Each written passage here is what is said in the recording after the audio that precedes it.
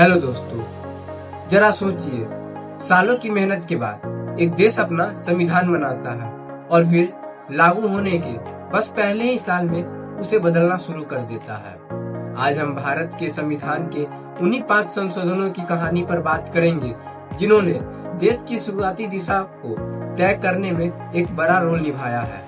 तो चलिए शुरू करते हैं। तो मन में ये सवाल तो जरूर आता होगा कि इतने सालों की मेहनत के बाद बने संविधान में इतनी जल्दी बदलाव क्यों करने पड़े। इसका जवाब छिपा है एक नए नए बने राष्ट्र के संघर्ष की कहानी में, जहां संविधान के ऊंचे आदर्शों का सम्मान हो रहा था जमीनी हकीकत से।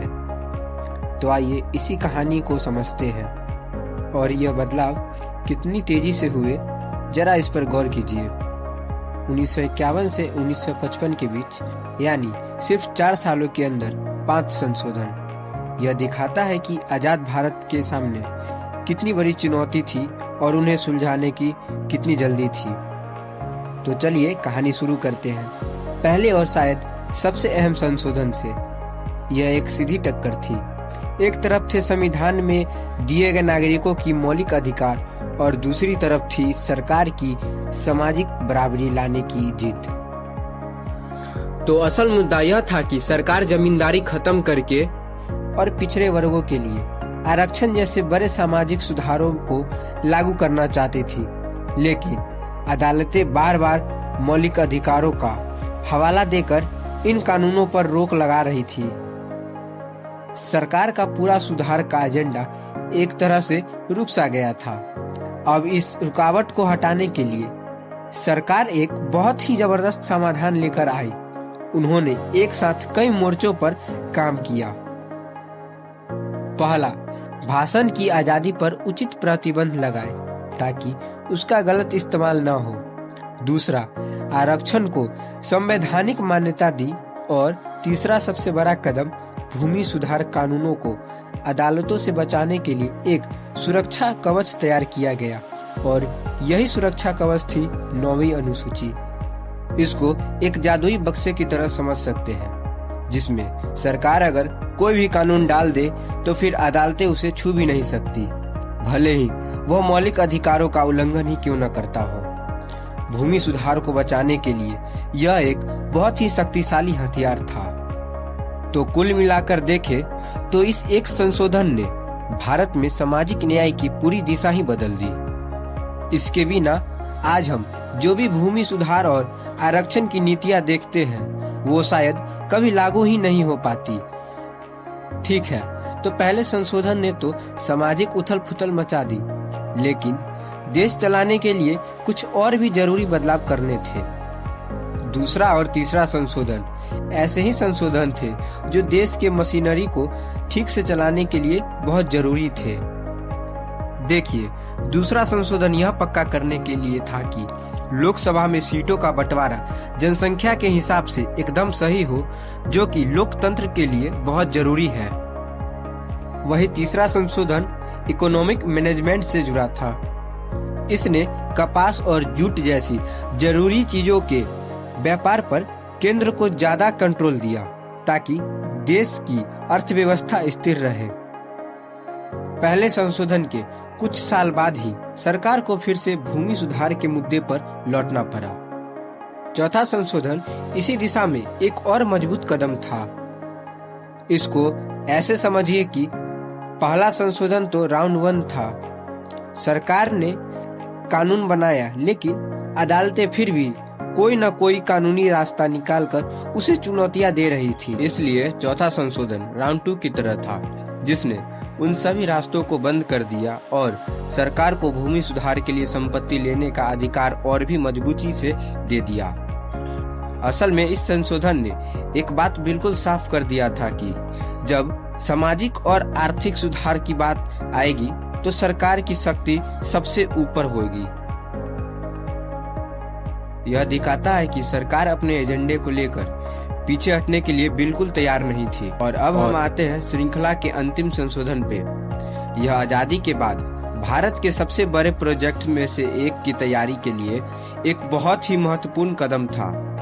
इस संशोधन ने राज्यों की सीमाओं को बदलने के लिए एक बड़ा सीधा साधा फॉर्मूला तैयार कर दिया। वह यह कि राज्यों से उनकी राय जरूर ली जाएगी, लेकिन आखिरी फैसला हमेशा केंद्र सरकार का ही होगा। यह देश को एक साथ रखने के लिए एक बहुत ही बड़ा कदम था। इससे साफ साफ पता चलता है कि यह संशोधन भविष्य की तैयारी के लिए था। इसने 1956 के ऐतिहासिक राज्य पुनर्गठन अधिनियम के लिए रास्ता बनाया, जिसने भाषा के आधार पर भारत का नक्शा हमेशा के लिए बदलकर रख दिया। तो जब हम इन पांचों संशोधन को एक साथ देखते हैं तो एक बड़ी तस्वीर उभरकर सामने आती है। यह हमें हमारे संविधान के स्वभाव के बारे में कुछ बहुत महत्वपूर्ण बातें बताती है। तो यह सिर्फ कानून में लिखे कुछ शब्द नहीं थे, यह एक नए देश की कहानी थी जो अपनी राह खुद बना रहा था। इन संशोधनों ने साबित कर दिया कि भारत का संविधान कोई पत्थर की लकीर नहीं, बल्कि एक जिंदा दस्तावेज है जो देश की जरूरतों के हिसाब से खुद को ढाल सकता है। यह व्यक्तिगत अधिकारों और सामाजिक न्याय के बीच संतुलन बनाने की एक लगातार चलने वाली कोशिश थी। एक बिल्कुल नया देश जिसे अपनी पहचान बनानी है, अपनी बिखरी हुई अर्थव्यवस्था को एक करना है और करोड़ों लोगों को एक साथ लाना है। आज हम भारत के इतिहास के ठीक उसी दौर में चलेंगे, 1956 से 1961 के बीच, और यह देखेंगे कि कैसे हमारा संविधान सिर्फ एक कानून की किताब नहीं है, बल्कि राष्ट्र को गढ़ने का एक जीता जागता शक्तिशाली औजार बना। तो सवाल यही है कि कोई नया राष्ट्र अपनी पहचान कैसे बनाता है? भारत के लिए इसका जवाब उसके दिल में था, यानी उसके संविधान में यह सिर्फ नियमों की कोई सूखी लिस्ट नहीं थी, बल्कि यह तो वो दस्तावेज था जिसने इस देश की आत्मा को, इसके वजूद को एक शक्ल दी। तो सबसे पहली और बड़ी चुनौती थी आर्थिक। इतने बड़े और अलग अलग तरह के राज्यों वाले देश में एक सिंगल इकोनॉमिक मार्केट कैसे बनाया जाए? इसी सवाल का जवाब लेकर आया छठा संशोधन। कल्पना कीजिए, आप एक राज्य से दूसरे राज्य में सामान भेज रहे हैं, पर हर बॉर्डर पर यह कंफ्यूजन है कि टैक्स कौन लगाएगा और कितना लगाएगा। उस समय की हकीकत कुछ ऐसी ही थी। राज्यों के बीच व्यापार पर टैक्स के नियम साफ नहीं थे, जिससे बाजार धीमा पड़ रहा था और देश एक एकत्रित बाजार नहीं बन पा रहा था। तो देखिए कि बदलाव कितना बड़ा था। संशोधन से पहले पावर किसके पास है यह क्लियर नहीं था। कंफ्यूजन था, बार बार टैक्स लगने का डर था। लेकिन संशोधन के बाद तस्वीर बिल्कुल साफ हो गई। केंद्र सरकार को दो राज्यों के बीच होने वाले व्यापार पर टैक्स लगाने का सीधा अधिकार मिल गया और यहीं से सेंट्रल सेल्स टैक्स यानी केंद्रीय बिक्री कर की नींव पड़ी। यह भारत को एक कॉमन मार्केट बनाने की तरफ पहला बड़ा और ठोस कदम था। तो कुल मिला के इसका असर क्या हुआ? संविधान के आर्टिकल 269 और 286 को लेकर जो भी कंफ्यूजन था वो सब दूर हो गया।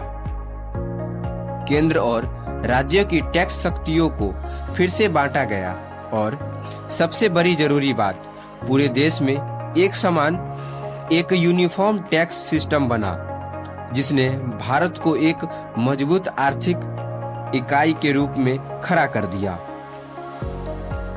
अच्छा, जब देश की आर्थिक नसें जुड़ने लगी तो अगला सवाल और भी बड़ा था। भारत का अंदरूनी नक्शा कैसा दिखेगा? मतलब हमारे राज्य कैसे बनेंगे? और यह सिर्फ जमीन पर लकीरें खींचने की बात नहीं थी, यह करोड़ों लोगों की पहचान, उनकी भाषा और संस्कृति से जुड़ा था। उस दशक में एक ही नारा पूरे देश में गूंज रहा था, एक भाषा एक राज्य। यह एक बहुत बड़ी, बहुत जबरदस्त मांग थी। राज्यों का बंटवारा भाषा के आधार पर हो, ताकि लोगों की अपनी संस्कृति पहचान सुरक्षित रहे। लेकिन यह बदलाव कोई रातों रात नहीं हुआ। इसकी शुरुआत तेलुगु भाषा बोलने वाले लोगों के आंदोलन से शुरू हुआ, जिन्होंने अपने लिए एक अलग राज्य की मांग की। इस मांग को देखते हुए 1953 में सरकार ने फजल अली कमीशन बनाया और फिर इस कमीशन की सिफारिशों के आधार पर 1956 में वह ऐतिहासिक राज्य पुनर्गठन अधिनियम पास किया गया और नतीजा यह हुआ कि भारत का नक्शा हमेशा के लिए बदल गया। देश को 14 राज्य और 6 केंद्र शासित प्रदेश में फिर से ऑर्गेनाइज किया गया, पर यह सिर्फ नक्शा बदलने से कहीं ज्यादा था। असल में यह बहुत बड़ी एडमिनिस्ट्रेटिव सफाई थी। पहले जो पार्ट सी और पार्ट डी जैसी कंफ्यूजिंग कैटेगरीज हुआ करती थी राज्यों की, उन्हें खत्म कर दिया गया। इससे भारत का जो संघीय ढांचा है वह पहले से कहीं ज्यादा सरल और साफ हो गया। तो हमने अर्थव्यवस्था और भूगोल की बात कर ली, अब चलते हैं सामाजिक बराबरी की तरफ।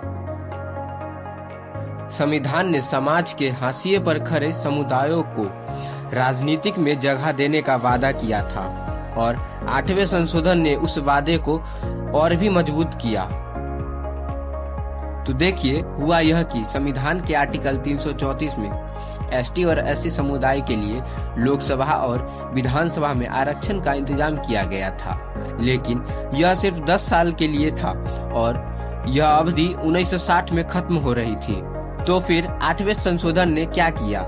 बहुत सीधा सा जवाब है, इसने जरूरी सामाजिक सुरक्षा कवच को 10 और सालों के लिए बढ़ा दिया। इस संशोधन ने आरक्षण की अवधि को बढ़ाकर 1960 से 1970 तक कर दिया था, लेकिन इसका असर सिर्फ 10 साल तक नहीं रहा। इसने एक ऐसी मिसाल कायम की, एक ऐसा ट्रेंड सेट किया जो आज तक जारी है। हर 10 साल में इस प्रावधान को रिन्यू किया जाता है। चलिए अब इस दौर के आखिरी 2 संशोधनों पर आते हैं। इनका फोकस भारत के बाहरी सीमाओं को तय करना और कुछ पुराने औपनिवेशिक इलाकों को भारत में शामिल करने पर था। 9वां संशोधन, यह एक बहुत ही संवेदनशील सीमा विवाद से जुड़ा था। पूर्वी पाकिस्तान के साथ बेरूपारी यूनियन नाम की एक जगह को लेकर विवाद था। सुप्रीम कोर्ट ने फैसला दिया कि जमीन का कोई भी हिस्सा किसी दूसरे देश को देने के लिए संविधान में बदलाव करना जरूरी है और इसलिए यह संशोधन किया गया। यह पहली बार था जब भारत ने किसी अंतर्राष्ट्रीय सीमा समझौता के लिए अपने संविधान को बदला। और अंत में 10वां संशोधन, यह दादरा और नगर हवेली की दिलचस्प कहानी बताता है। यह इलाका पहले पुर्तगाल का उपनिवेश था, फिर 1954 में वहां के लोगों ने खुद ही अपनी आजादी का ऐलान कर दिया और अपना प्रशासन चलाने लगे और आखिरकार 1961 में इस संशोधन के जरिए उन्हें औपचारिक तौर पर भारत में एक केंद्र शासित प्रदेश के रूप में शामिल कर लिया गया। तो इन 5 सालों की इस पूरी यात्रा से हम क्या सीखते हैं? चलिए इस पूरे दौर का जो सार है, जो सबसे बड़ी सीख है, उसे समझते हैं। अगर हम एक नजर में देखें तो 6ठे संशोधन ने देश की अर्थव्यवस्था को एक किया, 7वें ने भारत का नक्शा ही बदल दिया, 8वें ने सामाजिक न्याय की गारंटी को जारी रखा और 9वें और 10वें ने देश की सीमाओं और इलाकों को अंतिम रूप दिया। यह सारे संशोधन एक बहुत बड़ी बात साबित करती है कि संविधान सिर्फ नियमों की एक ठहरी हुई किताब नहीं है। यह एक गतिशील जिंदा दस्तावेज है जिसका इस्तेमाल एक राष्ट्र को बनाने, उसे गढ़ने और उसकी चुनौतियों का सामना करने के लिए किया जाता है। ऐसे ही और इन्फॉर्मेटिव वीडियो के लिए वीडियो को लाइक करें और चैनल को सब्सक्राइब जरूर करें।